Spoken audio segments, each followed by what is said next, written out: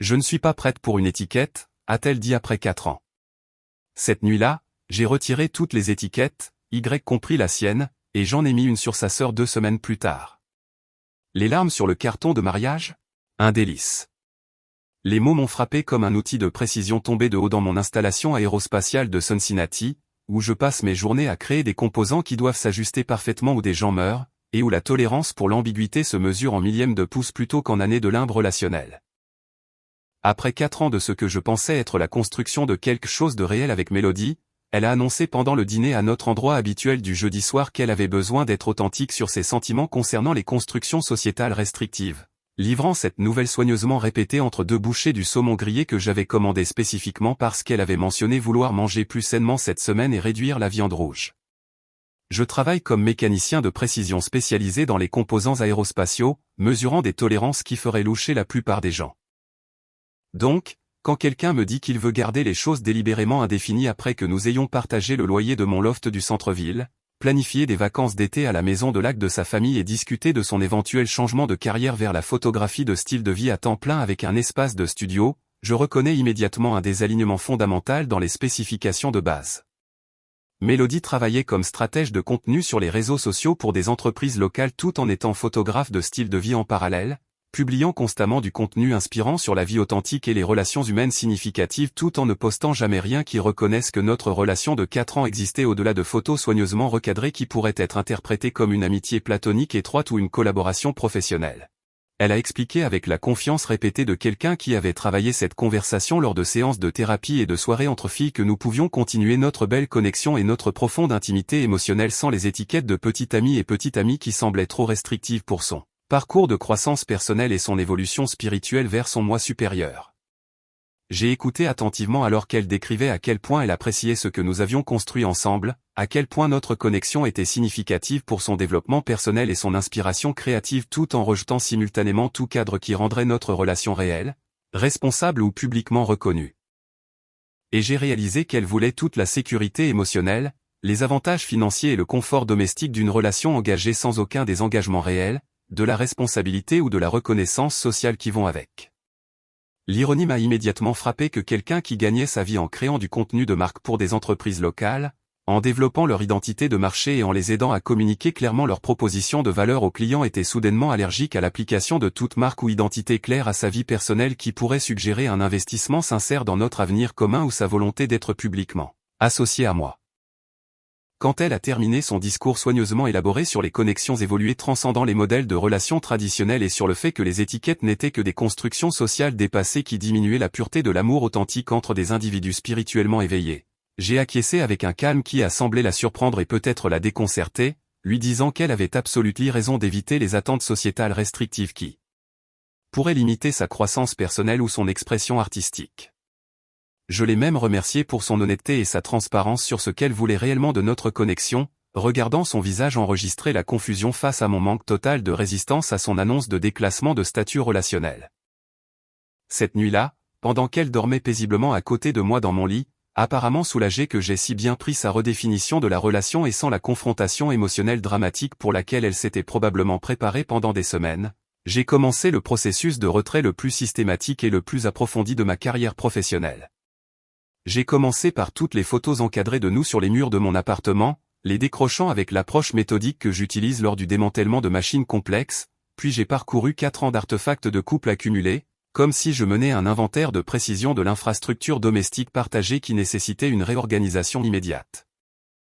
J'ai emballé ces vêtements avec la même attention que j'utilise pour les composants aérospatiaux délicats, enveloppé ces nombreux produits de soins de la peau et articles de toilette, comme des instruments fragiles nécessitant une manipulation spécialisée pour un transport en toute sécurité, et j'ai soigneusement emballé sa tasse à café personnalisée qui disait la magie matinale de Mélodie en écriture fluide à côté de tous les autres articles qui suggéraient que 2 personnes partageaient cet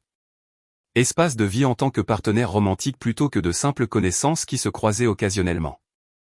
Au lever du soleil, mon loft du centre-ville ressemblait exactement à la maison impeccable de quelqu'un qui n'avait jamais été en couple, chaque surface méthodiquement débarrassée de toute preuve que quelqu'un nommé Mélodie avait jamais existé dans ma vie personnelle ou mon espace domestique, parce que selon ses propres préférences et sa philosophie relationnelle clairement énoncée, elle n'avait en fait jamais été ma petite amie de toute façon. En 48 heures, j'ai choqué Mélodie en lui rendant toutes ses affaires dans des boîtes soigneusement étiquetées et en lui retirant l'accès à tout ce qui suggérait que nous partagions une connexion continue ou un engagement mutuel au-delà de simples connaissances. J'ai livré les boîtes à son espace de travail partagé du centre-ville pendant sa pause déjeuner, chacune marquée avec un contenu détaillé et emballée avec la même précision organisationnelle que j'apportais à la gestion des stocks aérospatiaux, regardant son visage passer par l'incrédulité, la confusion et les premiers signes de panique authentiques alors qu'elle réalisait que je ne bluffais pas en prenant sa philosophie sans étiquette au sérieux et en la mettant en œuvre avec une rigueur professionnelle.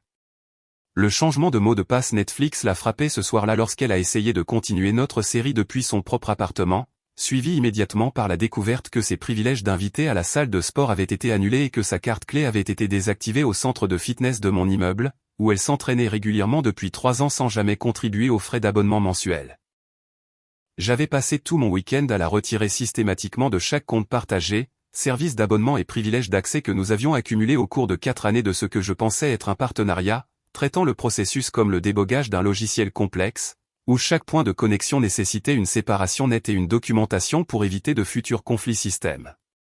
Sa place de parking habituelle dans le garage souterrain de mon immeuble avait été réaffectée à un autre résident après que j'ai informé la direction que mon invité de longue date n'avait plus besoin d'accès, et j'avais mis à jour toutes mes informations de contact d'urgence au travail pour retirer son nom et son numéro des formulaires où elle était répertoriée comme mon contact principal depuis plus de 2 ans, la remplaçant par mon frère, qui voulait réellement être impliqué dans ma vie en cas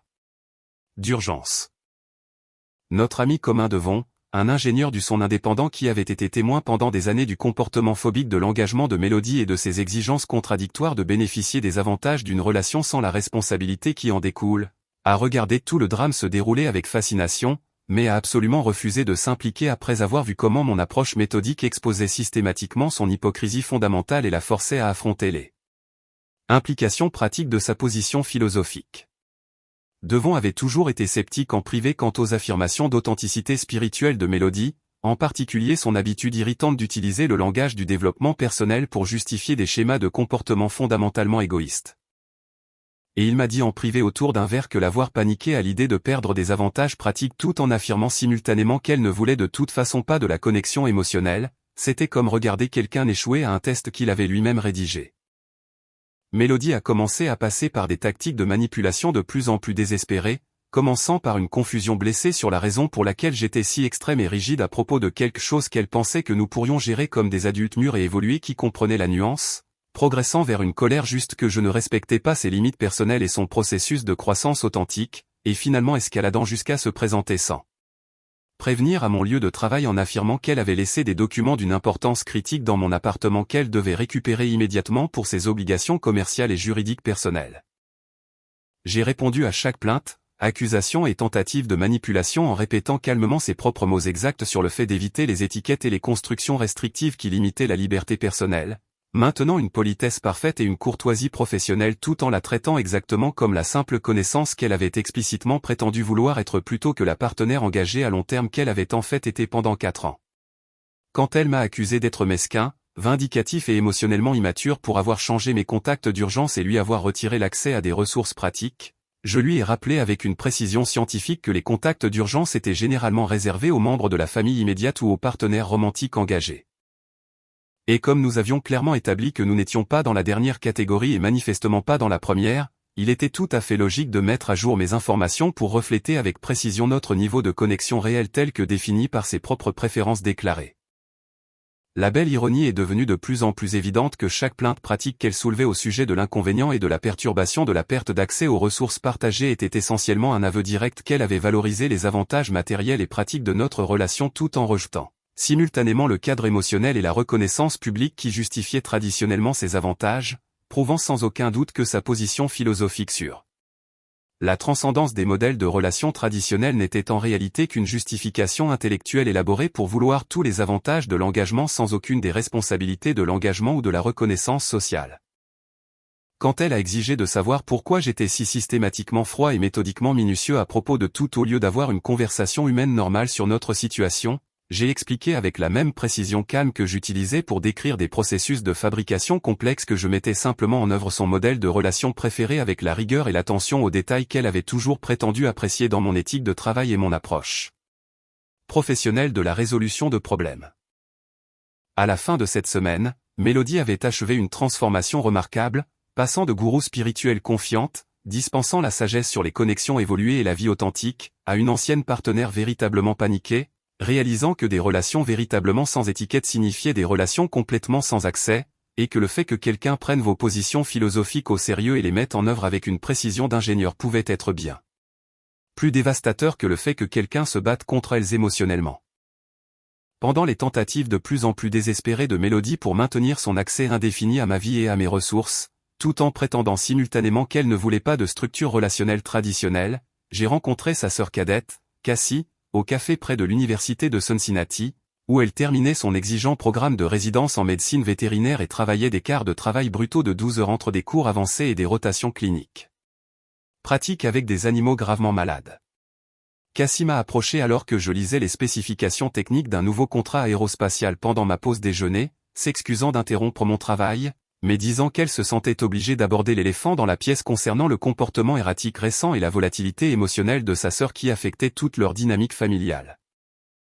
Elle avait entendu parler de ce qu'elle appelait diplomatiquement la situation des étiquettes par leur mère, qui avait reçu les appels téléphoniques larmoyants de 3 heures de Mélodie à toute heure de la nuit en essayant de comprendre comment une relation de 4 ans s'était soudainement évaporée du jour au lendemain sans aucun signe avant-coureur apparent, confrontation dramatique ou problème relationnel évident qui justifierait un changement aussi brusque.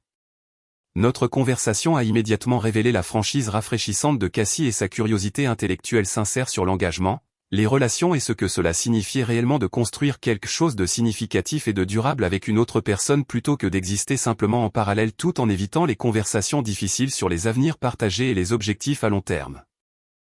Contrairement à l'authenticité performative de Mélodie qui semblait conçue principalement à des fins de contenu sur les réseaux sociaux et de stratégie de marque personnelle, Cassie a fait preuve d'une véritable substance par son dévouement inébranlable à la médecine animale, son évaluation brutalement honnête de l'immaturité émotionnelle et des problèmes d'engagement de sa sœur, et sa volonté de reconnaître des dynamiques familiales compliquées sans trouver d'excuses pour des schémas de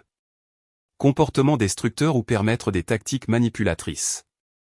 Elle a posé des questions techniques réfléchies sur mon travail dans la fabrication aérospatiale, montrant un intérêt sincère pour l'ingénierie de précision et l'attention aux détails microscopiques requises pour les composants qui maintenaient les avions de ligne en toute sécurité dans le ciel avec des milliers de passagers.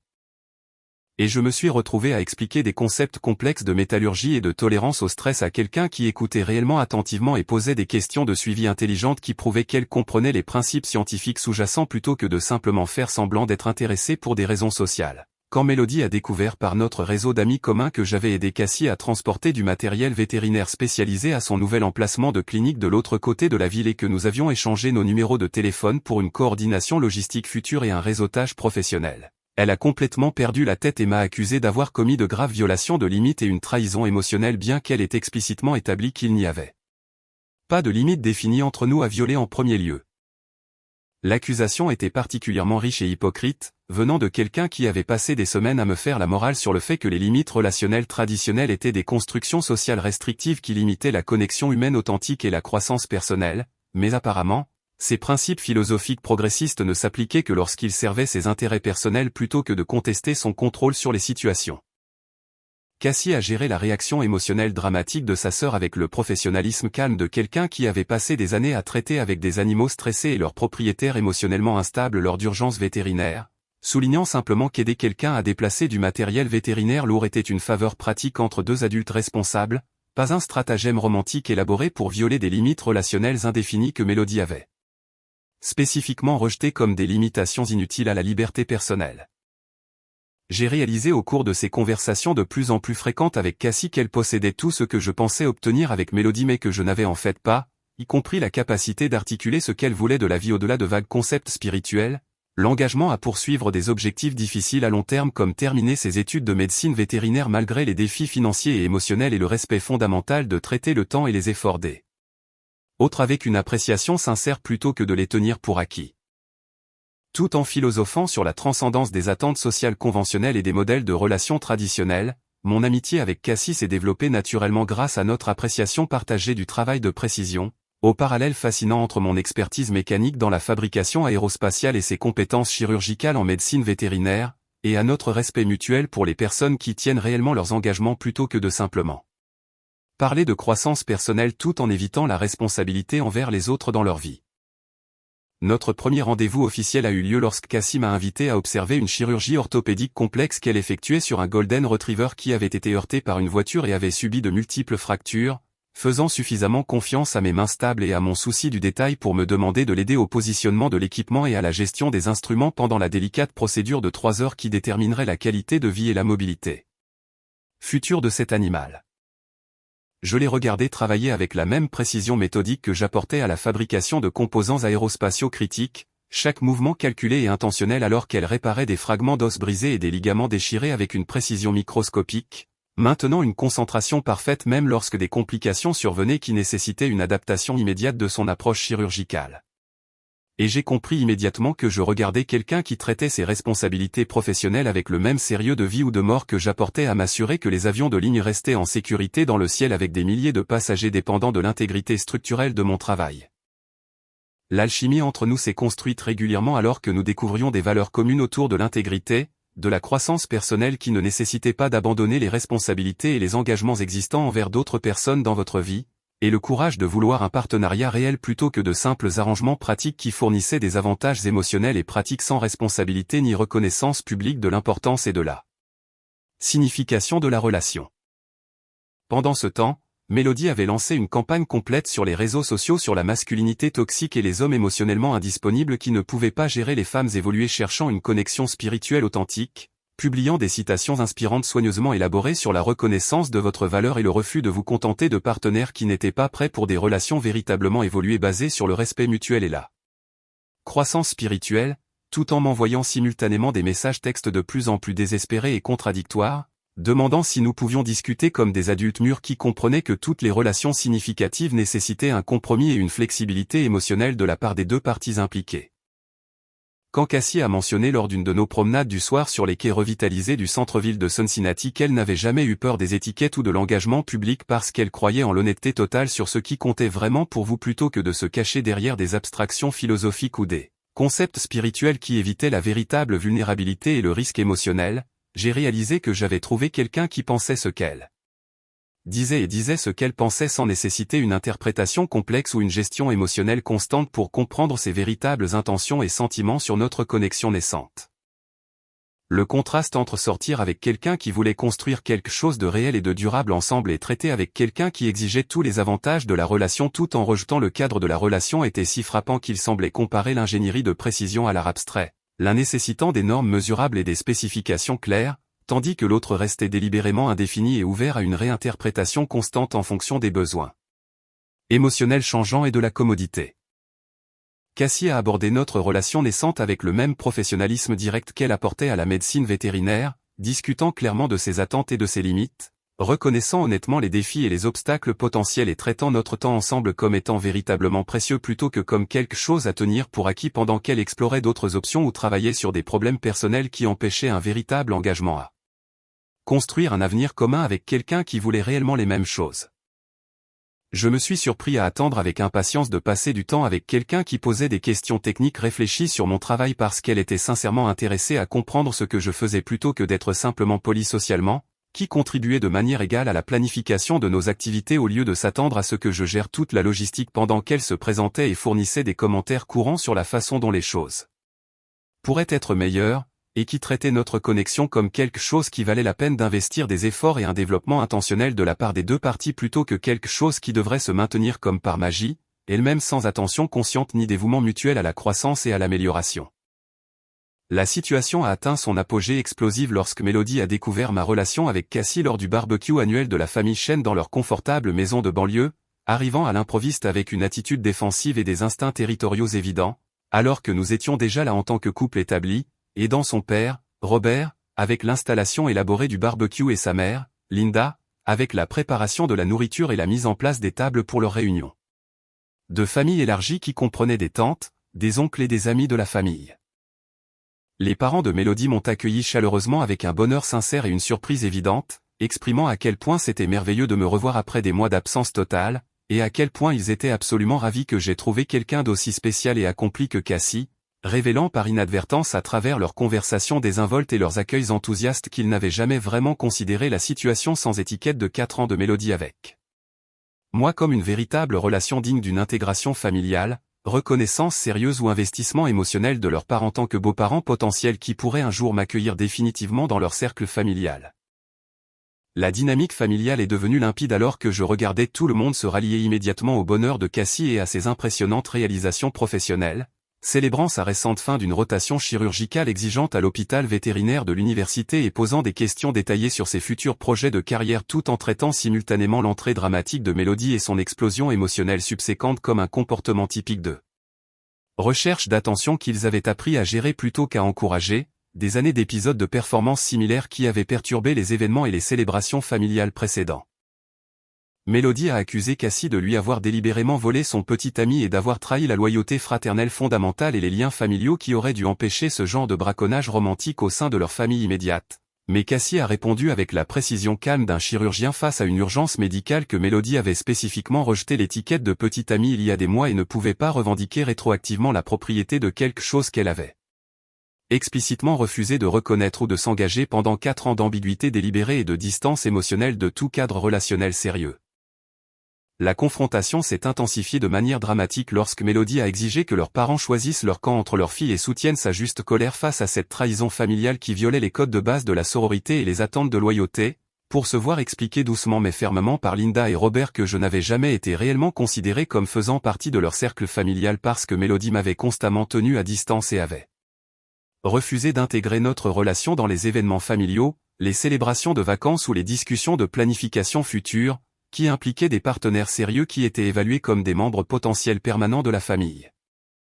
Robert a mentionné avec une confusion évidente et une certaine tristesse qu'il s'était toujours demandé pourquoi Mélodie semblait avoir honte ou être gênée de m'inclure dans les photos de famille ou les célébrations de vacances au fil des ans, me traitant plus comme un invité temporaire ou un ami occasionnel que comme un partenaire romantique sérieux digne d'un investissement familial et d'un développement relationnel à long terme, tandis que Linda a souligné avec une franchise maternelle que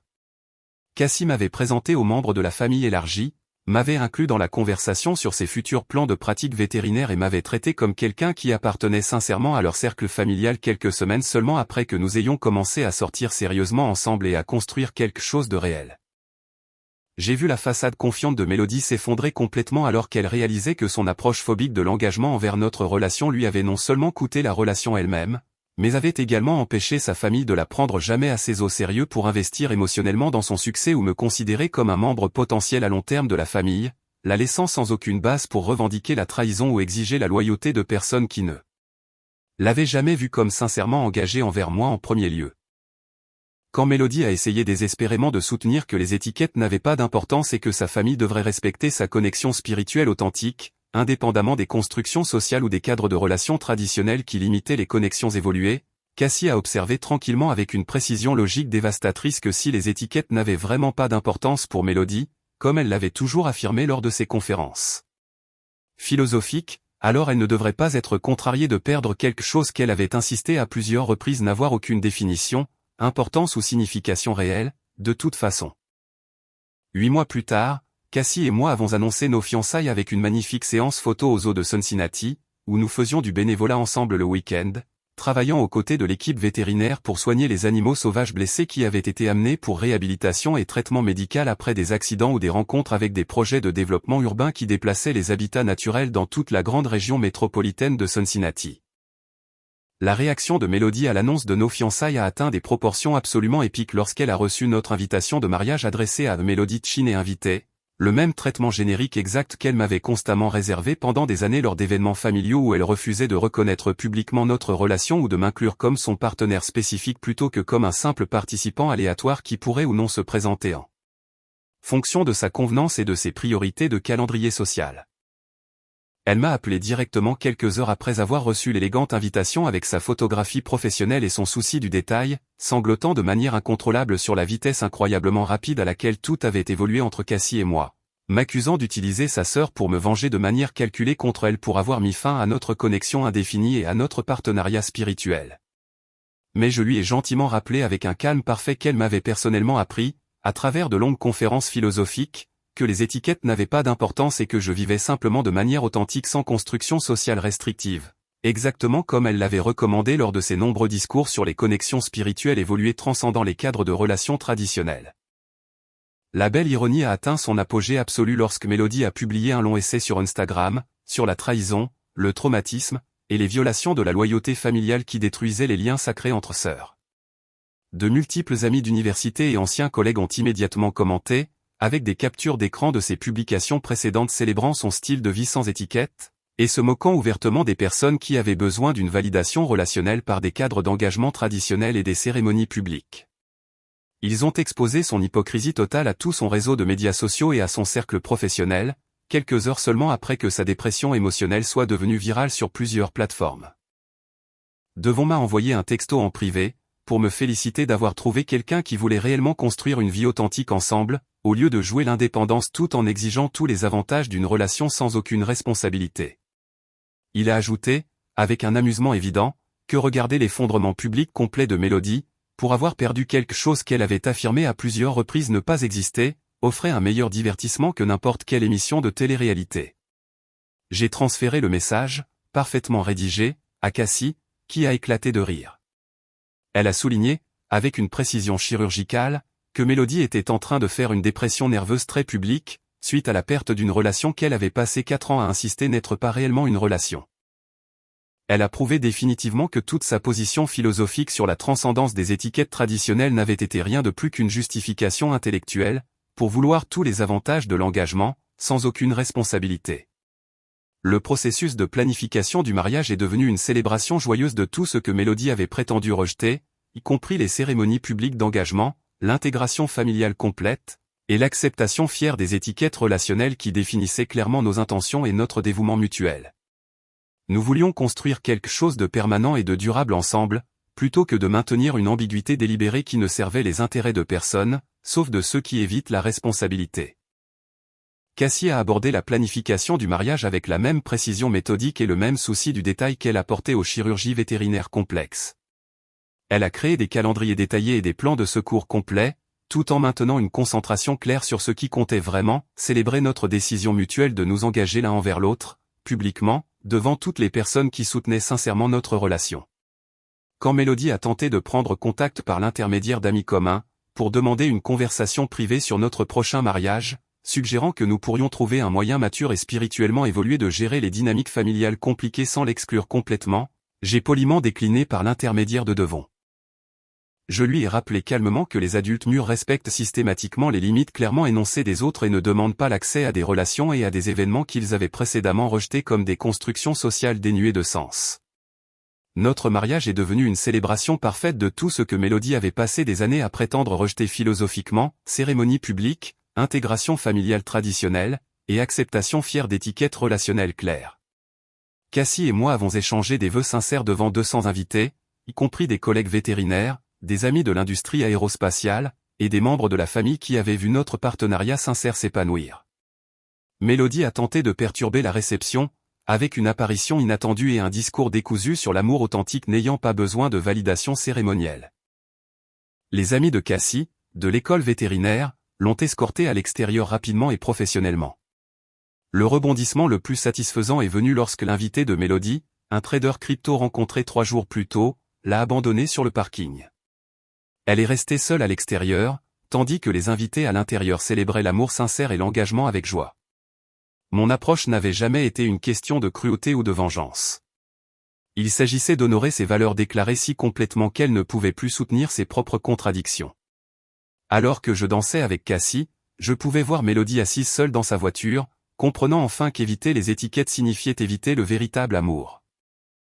L'ironie était parfaite, quelqu'un qui avait longuement discouru sur la transcendance des constructions sociales faisait une crise émotionnelle devant une cérémonie représentant exactement ce qu'elle prétendait mépriser.